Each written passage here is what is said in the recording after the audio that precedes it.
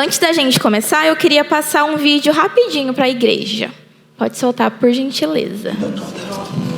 Você foi chamado de Simão, aquele que ouve. Mas hoje, eu digo que você é Pedro. Pedra. E sobre esta pedra, edificarei a minha igreja. E as portas do inferno não poderão vencê-la.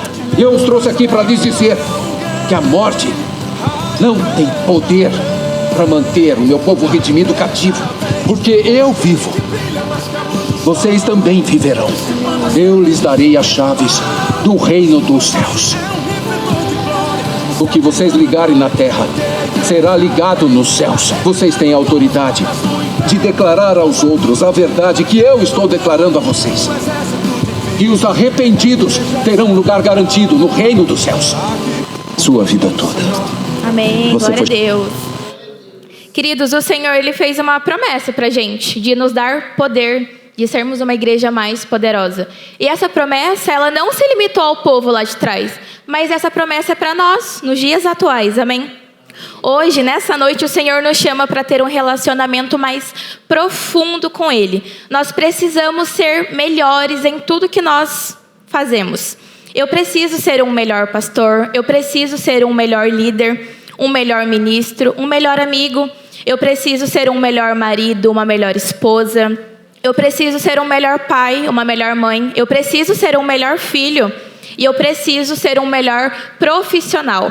Amém? O Senhor, Ele sempre nos chama para sermos mais. E nunca menos. E hoje o Senhor tem um convite especial para a sua igreja, para sermos mais. Hoje começamos nossa série de mensagem. Igreja Mais. Hoje vamos ter o nosso primeiro estudo de 5. E hoje vamos aprender como ser uma igreja mais poderosa. Para a gente começar, eu queria falar que uma igreja mais poderosa não é responsabilidade do pastor. E também não é responsabilidade do seu líder, não apenas. Nós vamos nos tornar uma igreja mais poderosa juntos, em unidade. Então, essa responsabilidade é de todos nós. Amém? A gente vai aprender como ser uma igreja mais poderosa com a primeira igreja, a igreja lá de Atos. E nós vamos ler juntos. A última vez com slide, hein, irmãos? Culto que vem todo mundo com Bíblia. Então, vamos lá. Em Atos 2, do 42 ao 47, nos fala assim. Eles se dedicavam ao ensino dos apóstolos e à comunhão, ao partir do pão e às orações. Todos estavam cheios de temor, e muitas maravilhas e sinais eram feitos pelos apóstolos. Todos os que criam mantinham-se unidos, e eles tinham tudo em comum, vendendo suas propriedades e bens. Eles distribuíam a cada um conforme a sua necessidade. Todos os dias eles continuavam a reunir-se no pátio do templo. Partiam pão em suas casas e juntos participavam das refeições, com alegria e sinceridade de coração, louvando a Deus e tendo a simpatia de todo o povo. E o Senhor lhes acrescentava todos os dias aos que iam sendo salvos. Aleluia. Queridos, então a igreja de Atos, ela é um exemplo para nós a ser seguido. Um exemplo de igreja poderosa. E hoje em dia, se eu perguntar para os irmãos, qual que é a igreja mais poderosa que existe? Qual que é a igreja mais importante que existe? Na verdade, a igreja mais poderosa e importante que existe é a que Deus está formando em cada um de nós. Nós somos a igreja poderosa, cada um de nós. E essa é a igreja mais importante que existe. É aquela que Deus construiu internamente em cada um de nós. Sabemos que a igreja, ela não é esse espaço geográfico que estamos reunidos. Igrejas não são essas paredes. Até o pastor fala, né, que se um dia a igreja não ficar aqui pode ser qualquer coisa, né?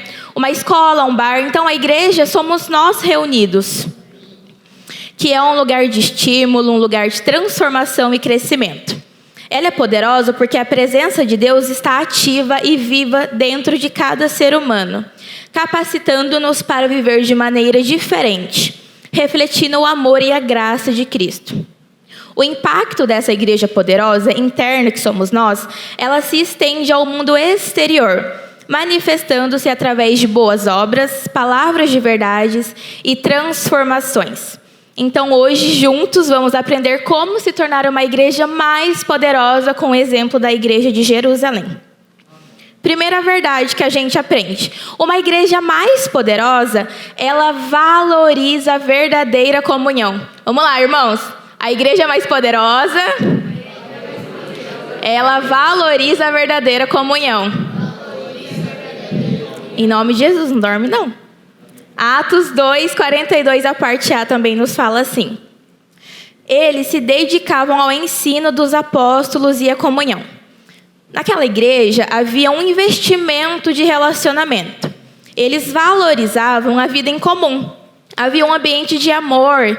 E esse ambiente fazia com que eles praticassem a verdadeira comunhão em seus relacionamentos. Queridos, a comunhão, ela tem valor. Não é à toa que o Senhor manda a gente estar em comunhão. A comunhão lá na igreja de Jerusalém, ela não era só um estilo de vida, mas ela era a própria vida dos apóstolos. Os irmãos de Jerusalém, eles tinham alegria de estar juntos, tinham prazer. Eles gostavam de estar nas igrejas e nos lares. E nós? Será que nós temos prazer em estar na igreja e nas células também? Naquela época havia um só coração e uma só alma. E nós precisamos ser assim também. E eu fiquei me perguntando, será que a igreja de Atos tinha problemas? Ou ela era uma igreja perfeita? Irmãos, elas tinham problemas como nós também temos, como nós ainda vamos ter. Porque nós somos uma família e família tem problemas. Mas eu creio que havia muitos problemas entre eles, mas nada que pudesse apagar o brilho daquele ambiente de amor. E assim precisa ser conosco também. Então, vamos lá para os irmãos continuar acordando. Vamos lá. Quem aqui gosta de churrasco, levanta a mão. Comida japonesa. Ih, já não é a igreja inteira. Salada. O meu marido não levantou a mão. Jiló. Eu gosto de jiló. Irmãos, então nós somos diferentes. Eu não vou nem perguntar para os irmãos time. Palmeiras, São Paulo, Corinthians. Senão é capaz dos irmãos até brigarem, não é verdade? Queridos, então nós somos diferentes. O Senhor, Ele nos criou diferente. Nós temos gosto diferente para comida, para música. Até numa situação que às vezes você precisa pedir perdão, uns irmãos, eles conversam na hora, outros deixam para conversar depois. Então nós somos diferentes. Somos uma igreja diferente. Mas não são as nossas diferenças que nos separam, mas precisa ser o amor de Cristo que nos une. Amém? A igreja de Jerusalém, ela experimentava um cristianismo de relacionamento. Na igreja primitiva, o rebanho ele caminhava junto, caminhava na mesma direção. Os crentes tinham alegria e prazer de estarem juntos.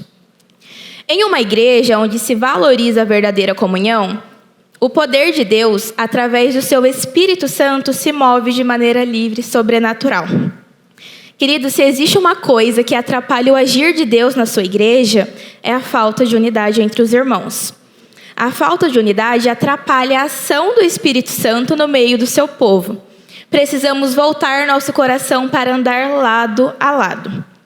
Para viver um tempo de unidade, um tempo de amor uns com os outros, um tempo de comunhão verdadeira e para que o Espírito Santo tenha liberdade de agir no meio da nossa igreja.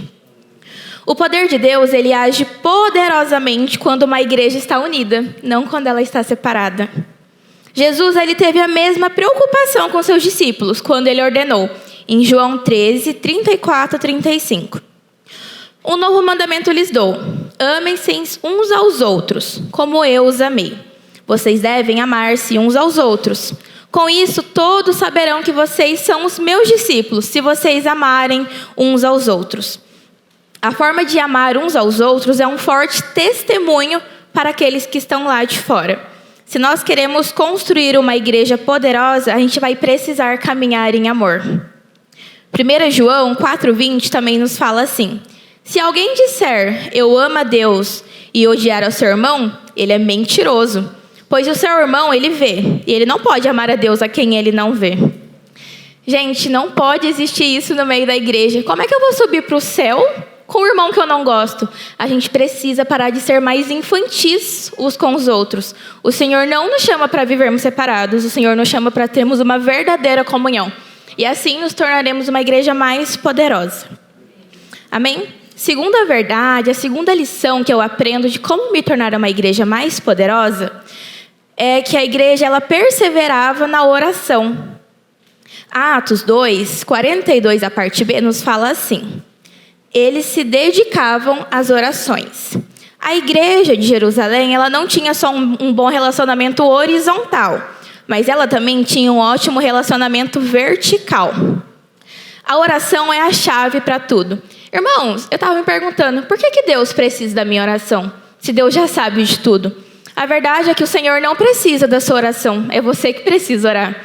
A gente precisa orar porque a gente é fraco, porque a gente não consegue tudo sozinho. Então eu não sei porque o Senhor precisa da minha oração, mas eu sei que eu preciso orar. 1 Tessalonicenses 5,17 nos fala: orai e cessai. A igreja de Jerusalém, ela não somente experimentava um cristianismo de relacionamento, mas ela também perseverava na oração. A igreja de Jerusalém, ela não apenas possuía uma boa teologia da oração, mas ela efetivamente orava. Ela dependia mais de Deus do que dos seus próprios recursos.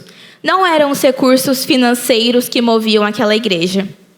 Não era a capacidade humana, mas era o compromisso que aqueles irmãos tinham de orar. A gente precisa abraçar esse compromisso de orar também, irmãos, se a gente quer se tornar uma igreja mais poderosa. A igreja ela foi marcada pelo sobrenatural de Deus. Não tem como ter o sobrenatural de Deus numa igreja que não gosta de orar. Numa igreja sem compromisso. Se queremos ser uma igreja poderosa, precisamos abraçar a vida de oração. Eu trouxe alguns exemplos disso, que não está aí, tá, Cauã? Lá em Atos, no capítulo 1, versículo 14, fala que eles estavam unânimes, perseverando na oração.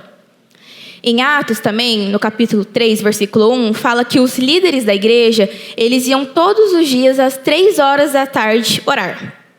Atos 4 também nos fala que a igreja estava sob perseguição. A igreja ora, o lugar treme e o Espírito Santo desce.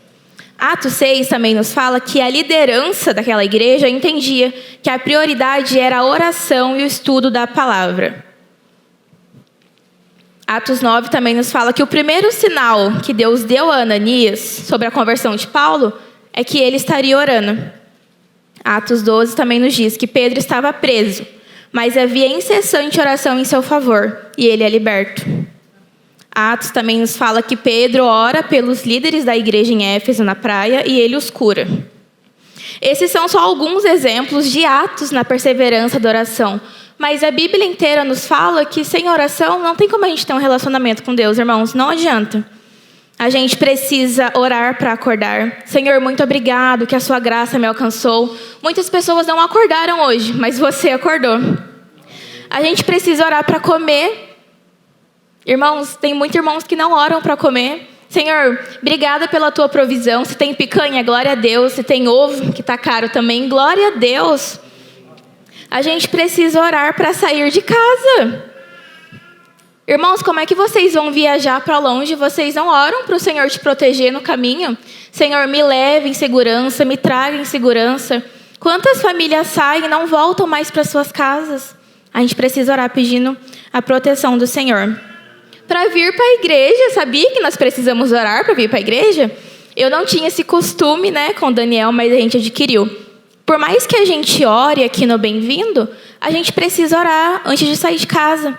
Senhor, prepare meu coração, que lá na igreja não tenha distrações, que o Senhor fale comigo. Queridos, a gente precisa preparar. E para dormir, agradecendo o dia. Esses são alguns exemplos de oração, mas é claro que a gente tem os nossos devocionais, o momento a sós com Deus tomando banho, lavando a louça, mas precisamos orar. Eu também trouxe para vocês imaginarem a seguinte situação, os pais aí. Imagina que você está na sua casa, sentado no seu sofá, e o seu filho levanta, ele passa por você, ele não te fala bom dia. Ele passa, ele volta, vocês almoçam juntos, mas vocês não trocam uma palavra. E ao decorrer do dia, ele continua passando por você, mas ele não fala com você. E quando ele precisa de dinheiro, oi pai, me dá aí 20 reais. Como é que vocês se sentiriam? Eu acho que os pais dariam um tapão na cabeça, Você não está me vendo, não? Bom dia, boa tarde, vamos comer, vamos almoçar. Queridos, como vocês se sentiriam? magoados, invisíveis, menosprezados. A gente passa 24 horas com Deus e às vezes a gente esquece de conversar com o Senhor. O Senhor se sente assim. Infelizmente, as igrejas de hoje, elas falam muito de oração, mas elas não oram. Sem oração, não há uma vida cristã poderosa. Sem oração, não há poder para libertar os cativos. Um exemplo dessa triste realidade é a nossa Noite da Conquista. É um momento precioso com o Senhor de oração e muitos irmãos não participam. Mesmo que a nossa vida se resuma em muita correria, deve haver um momento quando a gente consiga desacelerar para estar a sós com o nosso Deus em oração. A oração, ela é a maior força que atua na terra. Orar é conectar o altar com o trono. É unir a fraqueza humana com a onipotência divina. É entrar na sala do trono e falar com aquele que tem todo o poder nos céus e na terra. Queridos, a gente não consegue, mas o nosso Deus consegue. Se nós queremos ser uma igreja mais poderosa, nós precisamos orar. Queridos, venham na Noite da Conquista, orem, abre seu coração, fale com Deus. Como é que é um relacionamento de um filho que não conversa com o pai? Eu não imagino. E se seus filhos não conversassem com vocês? A gente precisa ter um relacionamento mais profundo com o Senhor. Então, uma igreja mais poderosa, ela valoriza a verdadeira comunhão. Ela é perseverante na oração. E uma igreja mais poderosa, ela também é cheia do temor de Deus.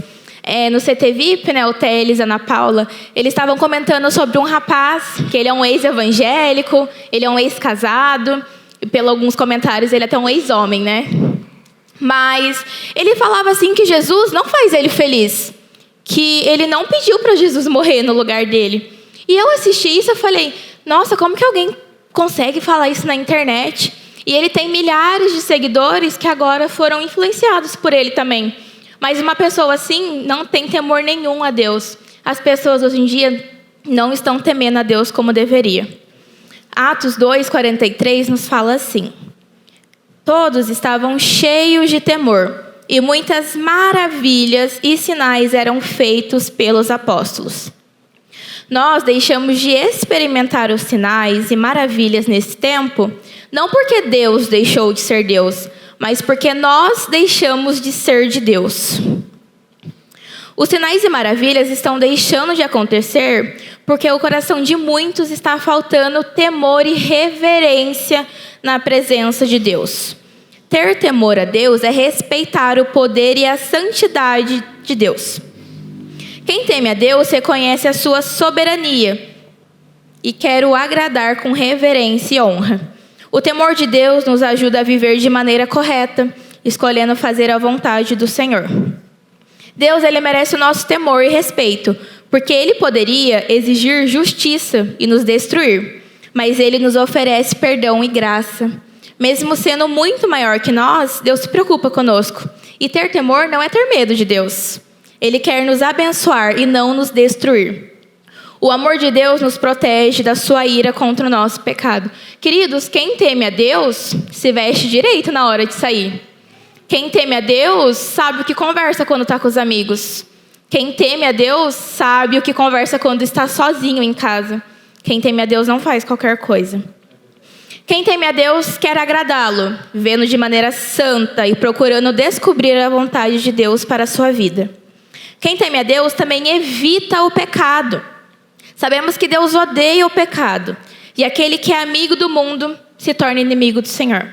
E quem teme a Deus também perde o medo de as outras coisas. Deus é muito maior que qualquer outra pessoa ou força nesse mundo. O temor do Senhor supera o medo de todas as coisas. Quem teme ao Senhor não ministra em pecado, não toca em pecado, não serve em pecado, não toma ceia em pecado, não sobe em cima do altar em pecado. Temer a Deus é respeitá-lo. Será que nós temos respeitado a Deus como Ele merece ser respeitado? Hoje as pessoas estão acostumadas com o sagrado. Hoje há uma banalização do sagrado. Há uma saturação, uma comercialização, uma paganização das coisas do Senhor. Que triste, né? Quem conhece a santidade de Deus não brinca com as coisas dele. Falta temor a Deus nas igrejas, Falta temor a Deus nos púlpitos, falta temor a Deus nas músicas, falta temor a Deus nas conversas do dia a dia. Será que quando eu vou escolher uma roupa para sair, eu estou honrando e glorificando a Deus? Lá no meu serviço, nas minhas conversas, com os meus amigos, né? Lá no acampamento teve um grupinho de jovem aí que falou, né? Falou umas coisas que não era legal. E o Lua chamou a atenção, fala direito, está no acampamento. Queridos, a gente precisa mudar nosso linguajar. Até na hora de falar, as pessoas precisam saber que eu sirvo ao Senhor. Na hora de me vestir, na hora que eu me comporto nos lugares. Vocês levam o logo da vida plena e o logo de Jesus por aí, então tomem cuidado. Provérbios 1:7, 16:6, a parte B. O temor do Senhor é o princípio do conhecimento, mas os insensatos desprezam a sabedoria e a disciplina. Com o temor do Senhor, o homem evita o mal. Salomão, ele foi o homem mais sábio do mundo.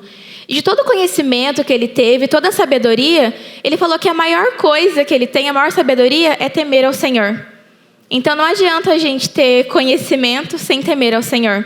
Nós seremos apenas instrumentos ocos que só fazem barulho. E não é isso que o Senhor quer de nós. Os sinais e maravilhas eram uma realidade do cotidiano da igreja primitiva, porque aquela igreja era cheia do temor de Deus. Uma igreja mais poderosa precisa ser cheia do temor de Deus. E não adianta só o pastor ser cheio do temor de Deus. Todos os irmãos precisam ser cheios do temor de Deus. Afinal, nós somos apenas um corpo. Amém? Então, uma igreja mais poderosa, ela... Eita, que saiu aqui.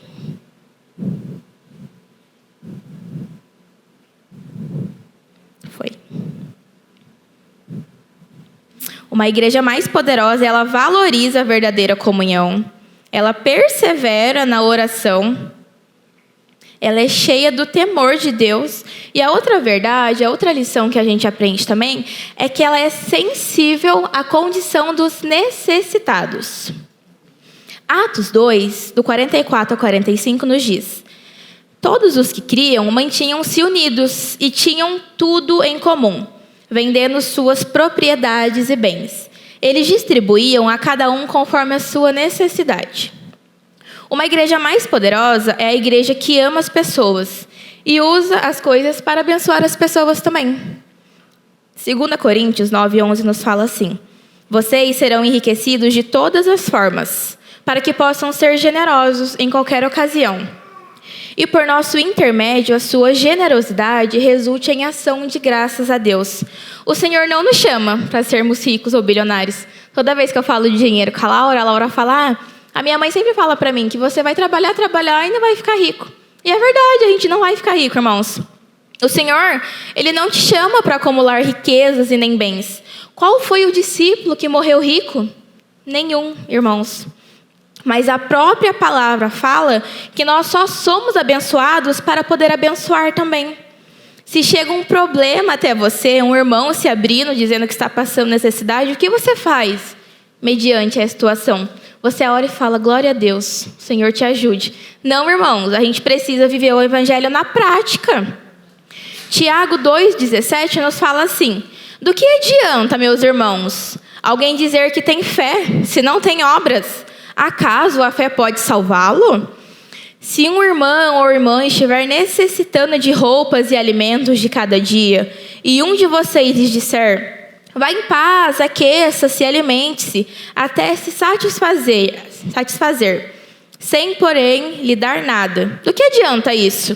Assim também a fé por si só, se não for acompanhada de obras, está morta. Atos 20:35 também nos fala: em tudo o que fiz, eu mostrei a vocês que, mediante ao trabalho árduo, devemos ajudar os fracos, lembrando as palavras do próprio Senhor Jesus, que disse: a maior felicidade é em dar do que receber. Irmão, só crente entende isso. É muito bom receber presente, mas não tem comparação do que você dar um presente e ver a gratidão, um sorriso no rosto de uma pessoa. Só crente de verdade entende isso. O Senhor não criou ninguém para viver na miséria. Então compartilhe com quem precise. Compartilhe o seu dinheiro, Compartilhe o seu amor, compartilhe a sua atenção, compartilhe o seu tempo, compartilhe mais Jesus, compartilhe mais Cristo por aí. 1 João 3,17 nos diz: se alguém é rico e vê o seu irmão passando necessidade, mas fecha o seu coração para essa pessoa, como ele pode afirmar que de fato ele ama Deus?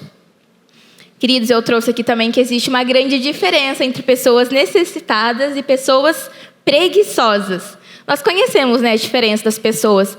Às vezes existe uma casa, numa família, que às vezes sobra mês e falta salário, né?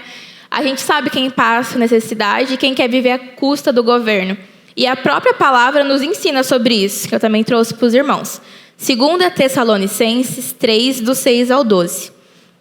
Irmãos, em nome do Senhor Jesus Cristo, ordenamos a vocês que se afastem de todos os irmãos que vivem sem trabalhar e que não seguem os ensinamentos que demos a eles. Vocês sabem muito bem que devem seguir o nosso exemplo, pois não temos vivido entre vocês sem trabalhar. Não temos recebido nada de ninguém sem pagar. Na verdade, nós trabalhamos e nos cansamos. Trabalhamos sem parar dia e noite, a fim de não sermos um peso para nenhum de vocês. É claro que temos o direito de receber sustento, mas não temos pedido nada a fim de que vocês seguissem o nosso exemplo. Porque quando estávamos aí, demos esta regra: quem não quer trabalhar, que não coma.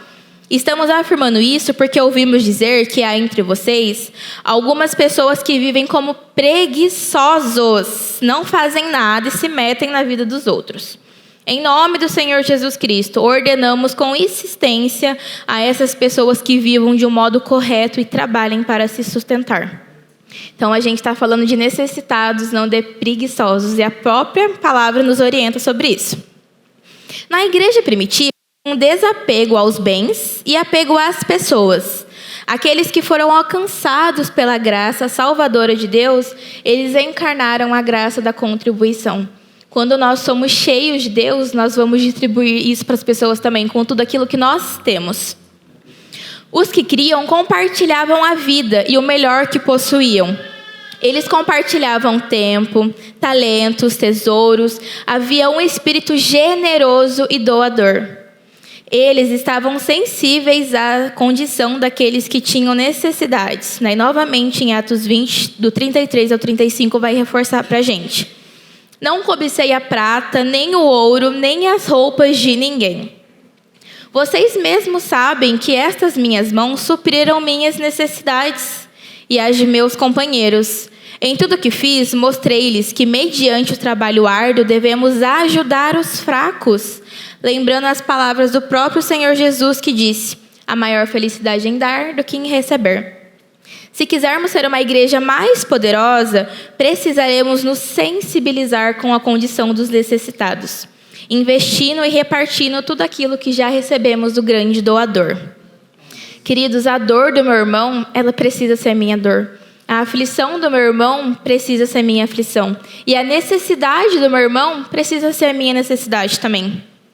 O Senhor nos chama a ter um espírito generoso e partilhar com quem precisa.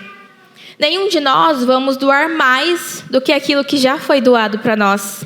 Jamais vamos conseguir nos igualar ao grande doador. O grande doador, ele já supriu com tudo do que nós precisávamos. Nenhum de nós irá dar mais daquilo que o próprio Senhor já deu para a gente. Irmãos, em nome de Jesus, o Senhor nos chama para ter um coração mais mole, não um coração endurecido. Não é cada um com seus problemas. Nós somos uma família, que nem eu falei. Queridos, uma igreja mais poderosa, ela também produz impacto na sociedade. Atos 2:47 nos fala: louvando a Deus e tendo a simpatia de todo o povo. E o Senhor lhes acrescentava todos os dias aos que iam sendo salvos. A gente também viu no CT VIP, né? Que por onde a gente passa, a gente precisa deixar que Cristo se sobressaia sobre a gente.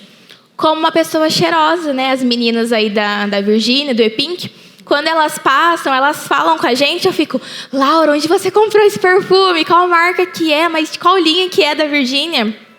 Porque ele é gostoso. Uma pessoa cheirosa, por onde ela passa, ela deixa o cheiro dela. 2 Coríntios 14, a parte B, nos fala assim: como um perfume que se espalha por todos os lugares, nós somos usados por Deus para que Cristo seja conhecido por todas as pessoas. O Teles falou que existem muitos perfumes, né, de milhares, na linha de milhões, fragrâncias exóticas, mas porém nós, a igreja do Senhor, nós carregamos o perfume mais valioso que existe, que é o próprio Senhor Jesus. A igreja, ela contava com a simpatia de todo o povo. Ela era comprometida com a verdade, mas ela não era legalista. Os crentes, eles eram alegres, festivos, íntegros. A sua alegria era contagiante, por isso eles também contagiavam as outras pessoas. O estilo de vida da igreja impactava a sociedade. Pela graça de Deus, eles se tornaram melhores maridos, melhores esposas, melhores filhos, melhores pais, melhores estudantes e melhores profissionais. Quando nós somos mais parecidos com Jesus, todos à nossa volta são beneficiados. A gente precisa testemunhar Cristo com a nossa vida. O melhor testemunho não é aquele que você conta, mas é aquele que você vive.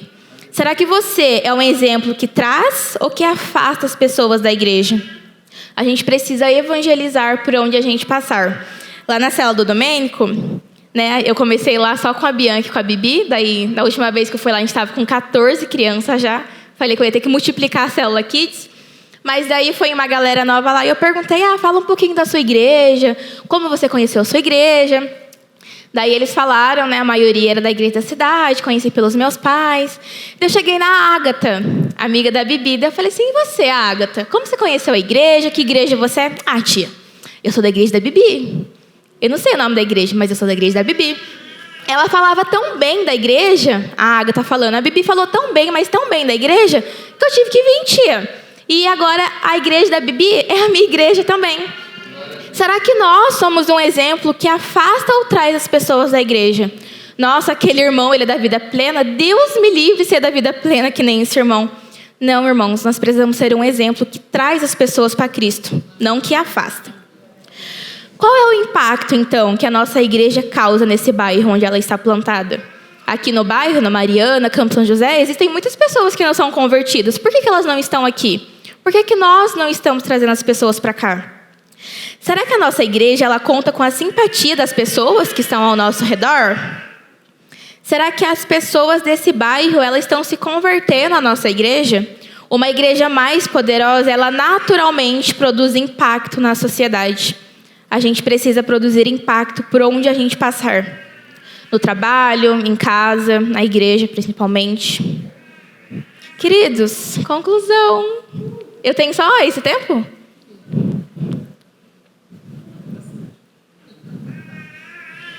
Conclusão. Que tipo, então, de igreja nós queremos ser? A igreja que Deus deseja que sejamos ou a igreja que desejamos construir de acordo com as nossas próprias vontades? Uma igreja dirigida por vontades humanas, ela pode ter tudo, mas ela nunca terá o poder do Espírito Santo. A igreja dirigida por Deus e pela sua palavra nunca deixará de ter o poder do Espírito ao seu dispor. A nossa igreja ela pode e ela precisa se tornar uma igreja mais poderosa. E que nem eu falei no início, isso não é responsabilidade do pastor ou dos líderes. Nós precisamos juntos nos tornar mais poderosos. Então, resumão, uma igreja mais poderosa. Primeiro, ela valoriza a verdadeira comunhão, ela persevera na oração, ela é cheia do temor de Deus, ela é sensível à condição dos necessitados e ela produz impacto na sociedade. Glória a Deus, irmãos. Nós precisamos e nós seremos uma igreja mais poderosa em nome de Jesus. Amém, queridos? Eu espero que essa palavra tenha encontrado solo fértil no coração dos irmãos. Amém? Vamos orar, queridos?